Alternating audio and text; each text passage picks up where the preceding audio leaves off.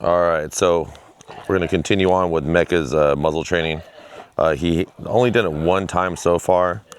Muzzle, good job.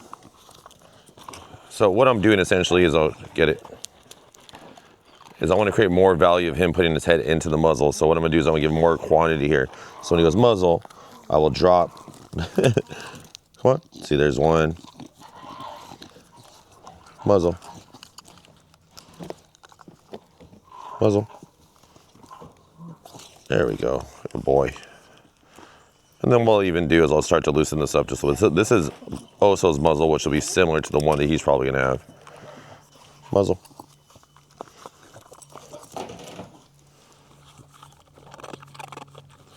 And all I want to do is create a positive association with the muzzle, right?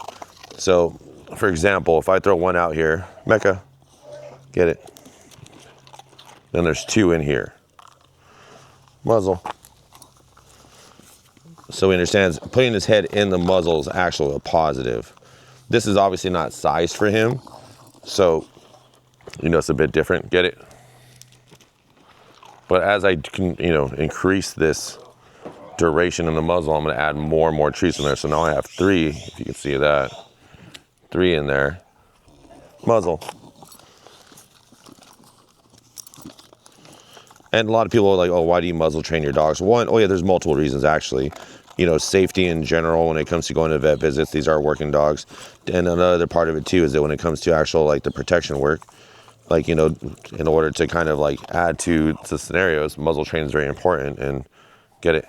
And Mecha is going to be a sport and personal protection dog. Muzzle.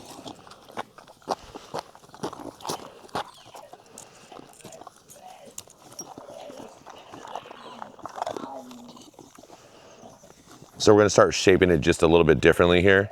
Get it? I'm not even going to say the word. I want him to offer it up naturally, right? So now he wants to put his head in the muzzle. So I want him digging into the muzzle as we go to show that he's like, oh, hey, like, this is actually kind of cool. Get it?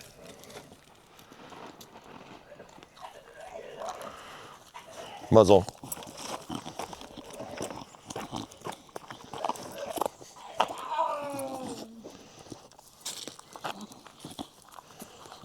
Sound effects provided by Oso.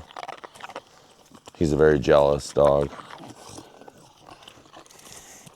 So let's try to change things up just a little bit here. Get it?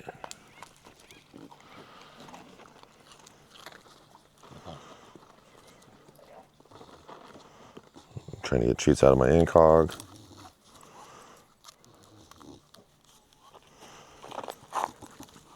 So again, I want him to trail in.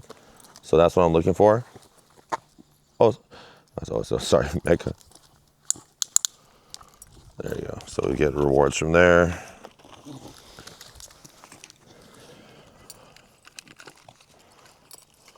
My little scatterbrain child.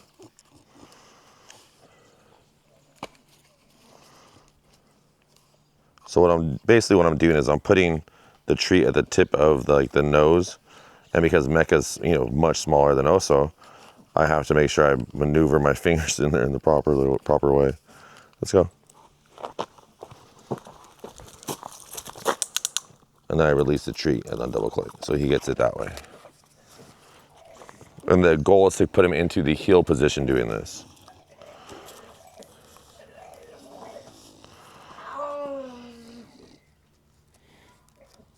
That's an interesting noise.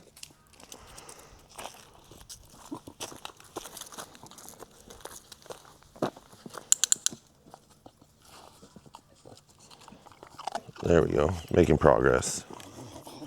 So all these things do is just basically make sure we're neutralizing the muzzle, not creating any form of we want to create positivity in it, right? So we're not restricting things, we're just allowing him to feel comfortable and actually want to put the muzzle on to get something, right? So there you go, he even flips into the heel a little bit.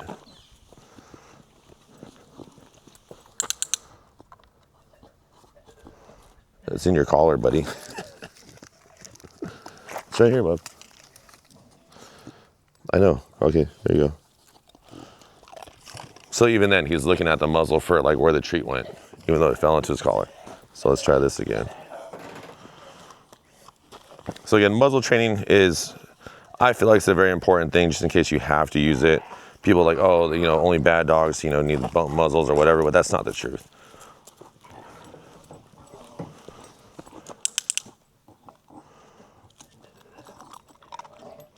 Let's give him one more run here.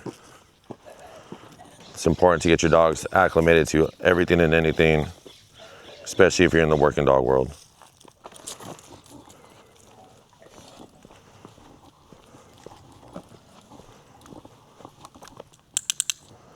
All right, I'm gonna challenge myself here a little bit on this next one. So let's see how this one goes.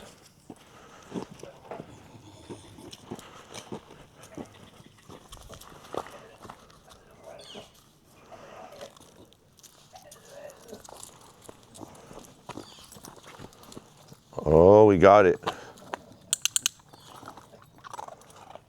So yeah, muzzle training with Mecha.